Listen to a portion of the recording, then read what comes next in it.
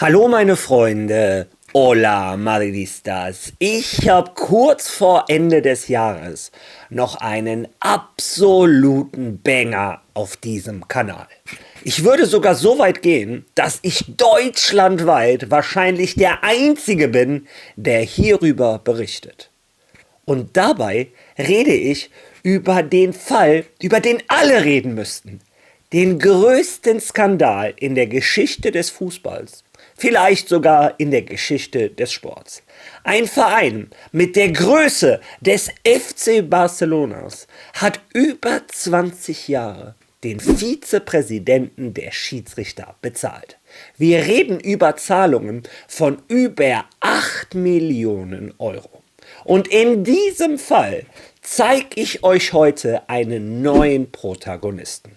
Keinen Präsidenten, keinen Spieler, keinen Schiedsrichter, nein, einen Politiker, der hinter den Fassaden die Strippen gezogen hat, damit der FC Barcelona für den größten Skandal in der Geschichte des Fußballs nicht bestraft werden kann.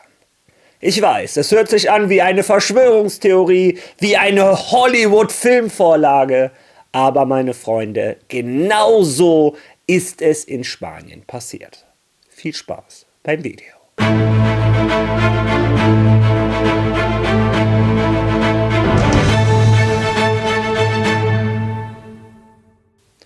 Ja, ich würde vorschlagen, bevor wir uns gleich auf das Hauptthema dieses Videos stürzen, schauen wir uns ganz kurz die Aktualität von Real Madrid an. Keine Sorge, ich werde das relativ kurz halten, aber auf der einen Seite wollte ich euch die Info geben, dass Marokko mit Brahim sich für die K.O.-Runde des Afrika Cups qualifiziert hat und Brahim hatte mal wieder einen großen Anteil. Er hat in seinem dritten Gruppenspiel mit Marokko sein drittes Tor gemacht. Der kleine Marokkaner ist auf jeden Fall in Topform. Hoffentlich kann er diese Form auch mit nach Madrid bringen. Gestern mit dem nächsten Tor, der nächsten tollen Performance, reihenweise wieder Gegner auf dem Boden liegen lassen. Also ich weiß nicht, was mit Brahim passiert ist, was die ihm in Marokko ins Essen mischen, aber tolles Spiel des jungen Marokkaners. Ansonsten hatten unsere Jungs gestern wieder das erste Training nach den Weihnachtsferien und ich würde sagen, ohne zu viel zu quatschen, schauen wir uns dieses Training gemeinsam einmal an.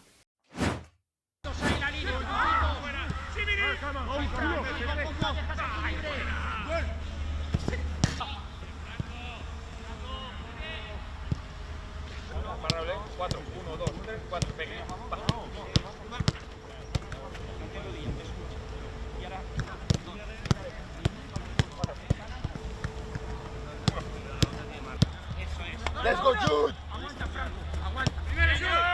Sí, buenísimo. Derecho. Sí. Hacia atrás, ahora el quieto. Balón, Kylian. Venga. De cabeza. Ahora dale, gol.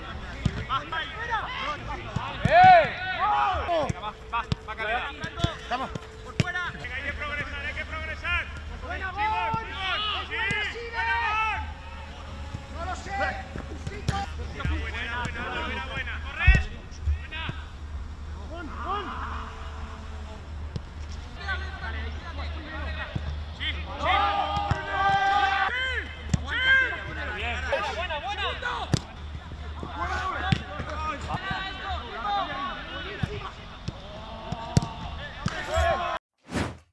Ja, und ich gebe zu, wahrscheinlich ist der Wunsch der Vater des Gedankens, aber dieses Training kam mir unglaublich intensiv vor, als wenn Xabi Alonso wirklich nochmal was ändern möchte.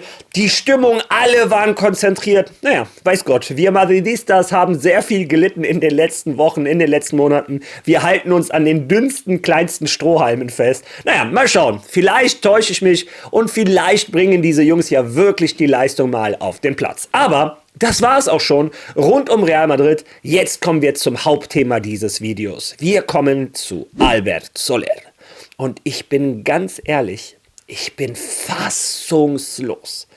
Ich kannte den Fall, zumindest schon in Teilen, aber als ich in die Recherche gegangen bin und als man alles nochmal vor Augen geführt bekommen hat, dann weiß man, wie viel Intrigen, wie viel Kalkül da beim FC Barcelona unterwegs war, um den größten Skandal in der Geschichte des Sports unter den Teppich zu kehren. Ja, und da muss ich auch einmal Ramón Álvarez Demón gratulieren. Der spanische YouTuber, Querstrich, Anwalt etc.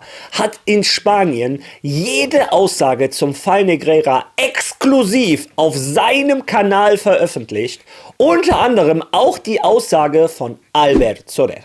Albert Soler war zu seiner Zeit Vorstand beim FC Barcelona, Sportvorstand. Laut eigenen Aussagen hatte er das Sagen, wenn es um Transfers ging etc. pp. Und kurze Zeit später war er im Sportministerium in Spanien und hat an dem Gesetz gearbeitet, was die Straftaten vom FC Barcelona hat verjähren lassen. Was da los ist, was der in seinem Prozess gesagt hat, würde ich vorschlagen, lesen wir uns zusammen einmal durch. Die Aussagen des rätselhaften Albert Soler und die Abwicklung der Zahlungen an Negreira. Ich hatte keine Verantwortung. Der ehemalige Sportdirektor des FC Barcelonas und Vorsitzende des obersten Sportrates CSD geriet in dem Fall ins Visier der Ermittler. Álvarez Demón gibt seine exklusive Stellungnahme ab und erläutert sie in La Tribu. Albert Soler, ehemaliger Sportdirektor des FC Barcelonas und Präsident des spanischen Nationalen Sportrats. Also der war nicht irgendwer, der war der Präsident des spanischen Sportrates. Das ist unglaublich. Trat im Fall Negreira als Verdächtiger auf und machte wichtige Aussagen zu seiner Beteiligung an Zahlungen an das Unternehmen von José María Enríquez Negreira. In seiner Aussage versuchte Soler seine Rolle bei der Bearbeitung von Schiedsrichterberichten und den damit verbundenen Zahlungen zu klären. Meine Aufgabe beschränkte sich auf die Rekrutierung von Spielern für die Mannschaften. Ich war nicht für Schiedsrichterberichte zuständig, betonte Soler und verteidigte damit seine begrenzte Rolle bei den finanziellen Entscheidungen des Vereins. Ich hatte keinerlei Verantwortung für die Dienstleistungen, die die Profimannschaften des Vereins möglicherweise benötigten, fügte er hinzu und unterstrich damit seine fehlende Beteiligung am Finanzmanagement. Also der versucht sich logischerweise so weit wie möglich zu entfernen von der Verantwortung, was die Zahlungen an Negreira anging. Er weiß genau wie jeder andere, der ausgesagt hat, dass das, zum einen ethisch total verwerflich ist und zum anderen, wie der Richter sagt, wir hier über Korruption im Sport reden. Also logischerweise, dumm ist der Mann nicht, versucht er sich so weit wie möglich von der Verantwortung zu drücken. Ja, lesen wir mal weiter. Soler bestritt zudem jeglichen Einfluss auf die von Javier Enríquez Negreiras Sohn erstellten und dem FC Barcelona vorgelegten Gutachten. Als ich zum Verein kam, wurden diese Gutachten bereits erstellt. Ich habe weder Verträge unterzeichnet, noch Preise für die Gutachten vereinbart, beteuerte er und betonte, er habe vor seiner Ankunft nicht gewusst, wer diese Verträge verwaltet habe. Also auch das, genau das gleiche wie Laporta, die sagen alle, wir haben diese Zahlungen quasi geerbt. Ja, okay, ist zwar eine Straftat, aber die war vorher schon da. Wir haben quasi nur weitergemacht, als wenn das eine Entschuldigung wäre. Aber auch da versucht er sich von der Verantwortung so weit zu drücken, wie es geht. Bezüglich seiner Beziehung zu Enríquez Negreira verweigerte Soler jegliche Auskunft. Ich kannte Negreira, weil er eine bekannte Persönlichkeit im Fußball war. Aber ich hatte nie Kontakt zu ihm, obwohl er während der Zeit, in der die Zahlungen erfolgten, eine Schlüsselfigur beim CSD war, bestritt Soler Einzelheiten darüber zu kennen. Und das ist auch so ein geiler Punkt. Er sagt, Negreira war eine Persönlichkeit im Sport. Auch ein Bartolomeo und ein Rosell haben beide gesagt, ja, man kannte natürlich einen Negreira, der war ständig beim FC Barcelona im Stadion, der war da unterwegs. Natürlich kannte man ihn, der ist Vizepräsident der Schiedsrichter. Aber Laporta hat seineswegen gesagt in seiner Aussage, nee, ich kannte Negreira überhaupt nie gesehen, gar nichts mit ihm zu tun. Ich wusste nicht mal, dass er Vizepräsident der Schiedsrichter ist. Also der eine widerspricht dem anderen. Deshalb gibt es ja Gerichtsverfahren, um die Wahrheit am Ende zu entdecken. Als der Richter ihn nach seiner Beteiligung an den von Negreira für den FC Barcelona erbrachten Dienstleistungen fragte, antwortete Soler entschieden: Nein, ich weiß nicht, worauf Sie sich beziehen. Ich kannte nur die von Javier Enriquez erstellten Berichte. Also auch er sagt, die Berichte, die gemacht wurden, wurden gar nicht von Negreira gemacht. Das zerstört die komplette Verteidigungsstrategie des FC Barcelonas rund um Joan Laporta. Er sagt ja, diese 8,4 Millionen waren für die Schiedsrichterberichte. Aber auch Soler sagt, nee, Negreira, die Berichte nie gesehen, nur der Sohn hat Berichte gemacht. Ich erläutere noch einmal, der Sohn hat von Anfang an klargestellt, er hat diese Berichte gemacht. Er hat aber jährlich 70.000 € für diese Berichte erhalten. Und diese 70.000 hatten überhaupt nichts mit den 8,4 zu tun, die sein Vater, der Vizepräsident der Schiedsrichter, bekommen hat. Zum Zahlungsprüfungsprozess erklärte Soler, meine Aufgabe bestand darin, die Fertigstellung der Arbeiten zu bestätigen. Ich hatte weder Einfluss auf die Rechnungserstellung noch Zugriff auf die Prüfung der Leistungen. Damit distanzierte er sich von jeglicher Beteiligung an der finanziellen oder administrativen Abwicklung der Zahlen für die Berichte. Also auch da hat er aber gleichzeitig auch zugegeben, dass er diese Berichte kannte, dass er den Fall kannte. Und das lässt ihn in keinem guten Licht darstellen, denn nachdem er beim FC Barcelona entlassen wurde, wie gesagt, er kannte die Zahlungen, er hat ja sogar die Berichte begutachtet, ist er zum CSD gewechselt, zum spanischen Sportrat, und hat da direkt ganz oben angefangen. Und seine Verantwortung, seine Verpflichtung wäre es natürlich gewesen, hör mal, als ich beim FC Barcelona im Vorstand war, als ich Sportdirektor war etc., da habe ich die Zahlungen an Enriquez Negreira, obwohl ich wusste, dass die ethisch falsch sind und wahrscheinlich auch strafrechtlich falsch, habe ich die in Kauf genommen, weil es ja gut lief. Und wenn es sportlich gut läuft beim FC Barcelona, habe ich als Sportdirektor größere Chancen, meinen Arbeitsplatz zu behalten, wahrscheinlich den einen oder anderen Bonus zu bekommen, wenn es gut läuft für die Mannschaft. Dass er da vielleicht die Klappe hält. Ob das menschlich richtig ist, nein, aber kann man nachvollziehen. Aber spätestens, als er zum CSD gegangen ist, der dafür zuständig ist, dass es einen fairen, ordentlichen Sport in Spanien gibt. Spätestens da hätte er sagen müssen, stopp, ich weiß von Unregelmäßigkeiten beim FC Barcelona, ich weiß von Zahlungen an den Vizepräsidenten der Schiedsrichter, und hätte er das gemacht, was er hätte machen müssen, wäre der FC Barcelona schon lange zwangsabgestiegen, denn sogar Javier Tebas, der Präsident der spanischen Liga, sagt, wenn dieser Fall nicht verjährt wäre, wäre der FC Barcelona zwangsabgestiegen. Ja, und warum ist dieser Fall verjährt? Weil Albert Soler das so wollte, der vom FC Barcelona wissentlich in den CSD gewechselt ist. Hierzu der Artikel, der mich persönlich erschüttert hat. Also setzt euch hin, noch einmal konzentrieren, was jetzt kommt, ist der absolute Wahnsinn. Albert Soler ließ den Fall Negreira verjähren, nachdem er vom Generaldirektor des FC Barcelona zum Co-Vorsitzenden des CSD aufgestiegen war. Der ehemalige Barca-Manager wusste von den Zahlungen an Negreira und schwieg, als er Generaldirektor des CSD war. Negreiras Sohn prahlte in einer WhatsApp-Nachricht an Albert Soler damit, dass der Schiedsrichter zugunsten vom FC Barcelona gepfiffen und dann Atletico ausgeschaltet habe. Das ist eine Situation aus einem Halbfinale im Pokal.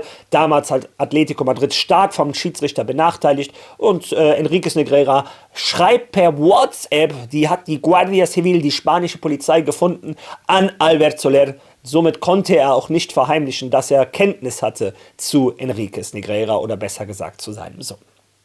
Eine Chronologie eines Netzes, das zum Schutz des FC Barcelona gesponnen wurde. Albert Soler agierte als deren Handlanger und nutzte seine Position, um Sanktionen im Fall Negreira zu verhindern. Der Katalane, ehemaliger Generaldirektor des obersten Sportrates, CSD, ehemaliger PSOE-Abgeordneter und ehemaliges Vorstandsmitglied des FC Barcelona, ist eine der Hauptfiguren in den Ermittlungen und erschien diese Woche als Angeklagter vor Gericht. Soler hätte die Unregelmäßigkeiten im Fall Negreira melden können. Ich würde sogar sagen müssen. Als er dem CSD beitrat, 2 Jahre und 11 Monate nach der letzten Zahlung an die ehemaligen Schiedsrichterassistenten, an den Präsidenten, Vizepräsidenten der Schiedsrichter sogar. Doch er schwieg und ließ die Verjährungsfrist verstreichen. 2 Jahre und 11 Monate.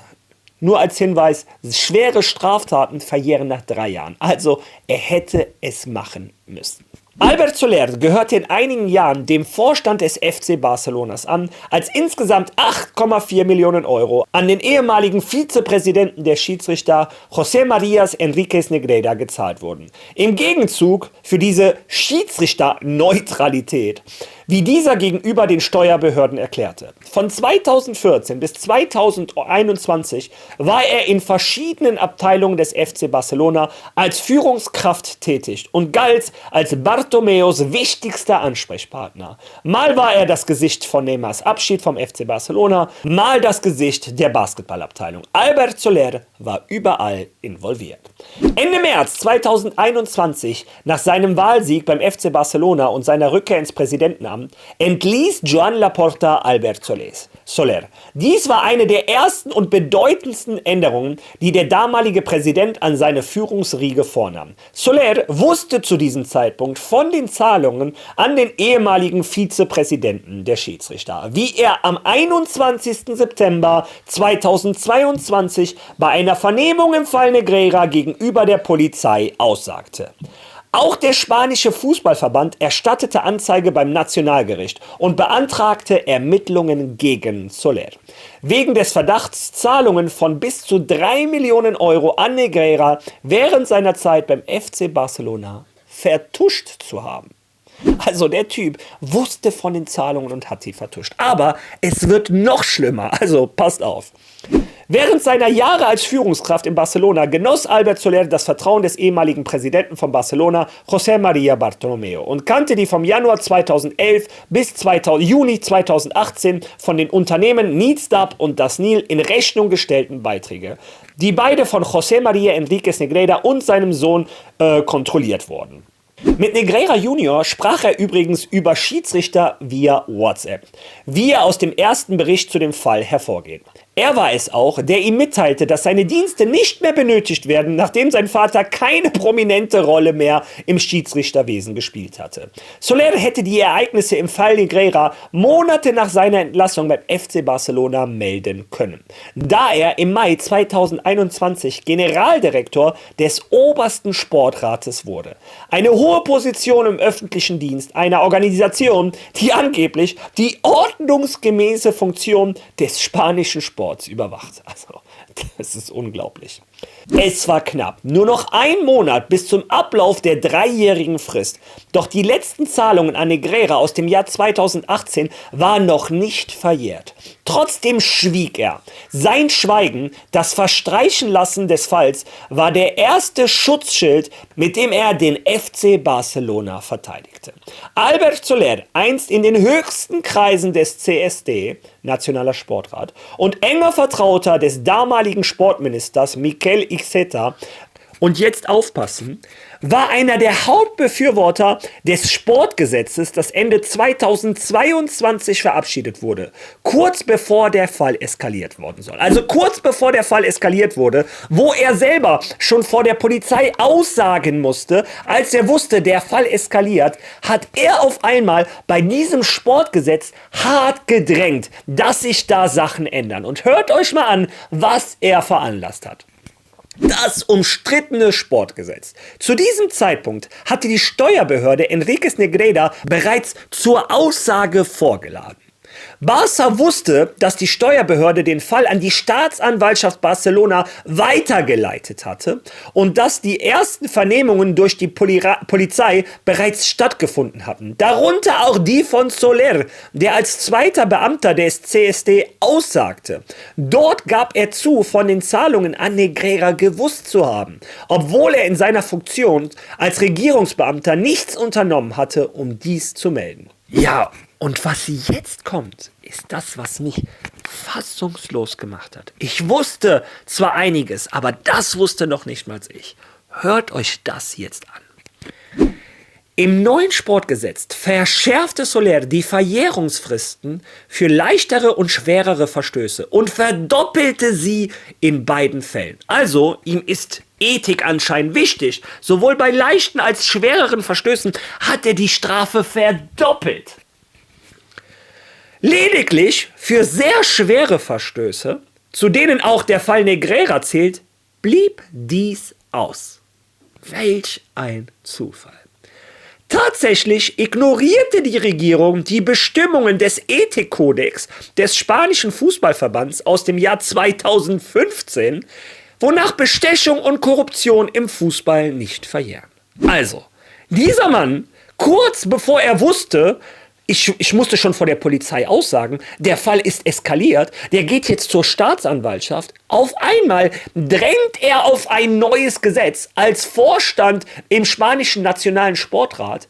Und in diesem neuen Gesetz setzt er sich enorm dafür ein, dass leichte und etwas schwerere Straftaten verdoppelt werden, aber seltsamerweise schwere Straftaten, die eigentlich gar nicht verjähren sollten, da setzt er sich dafür ein, dass die Verjährungsfrist von 3 Jahren nicht berührt wird. Wo er ganz genau wusste, die läuft ab und ich und der FC Barcelona sind fein raus aus der Nummer. Unglaublich.